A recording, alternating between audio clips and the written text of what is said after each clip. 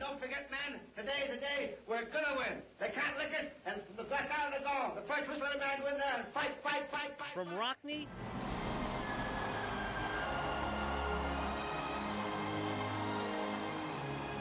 to Rudy, Notre Dame is the most storied college football team in America. And for decades, the home of the Golden Dome and the Golden Helmets was the gold standard on Saturday afternoons.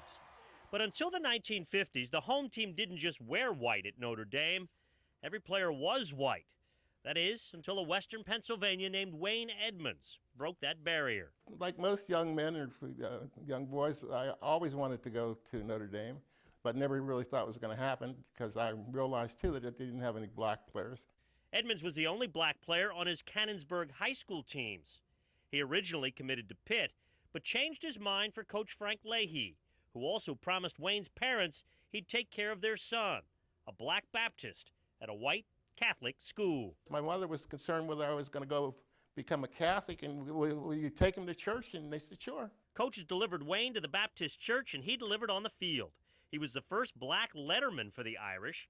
In 1953, Notre Dame went unbeaten and won the national championship, and they tackled segregation in the Jim Crow South, where Edmonds heard taunts and the N-word. The South, in some places, it was nice that it was no problem to sleep, but you couldn't eat. Some places you could eat, but you couldn't sleep. Notre Dame was scheduled to play at Georgia Tech, but blacks were not allowed in the stadium there. We were supposed to play down there, and they said, well, if you got these black players, you can't come.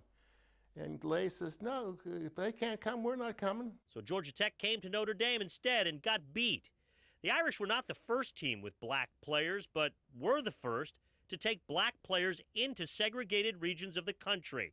Wayne calls that a first step toward integrated sports teams. People could see the change coming, and that was the good thing about Notre Dame, because they were making changes wherever you went. And back here on the other mountain is the ski resort. For more than 30 years, Wayne has lived in the hills overlooking Harrisburg. He came to work for the state, but is now retired. These are some of the guys I played with. That's me, and that's Sam Palumbo, who played for Cleveland. He has a bulging scrapbook and fond memories, confident that in a school of such legend and lore, his place is secure. And they went back, and then, of course, I think one guy was an executive.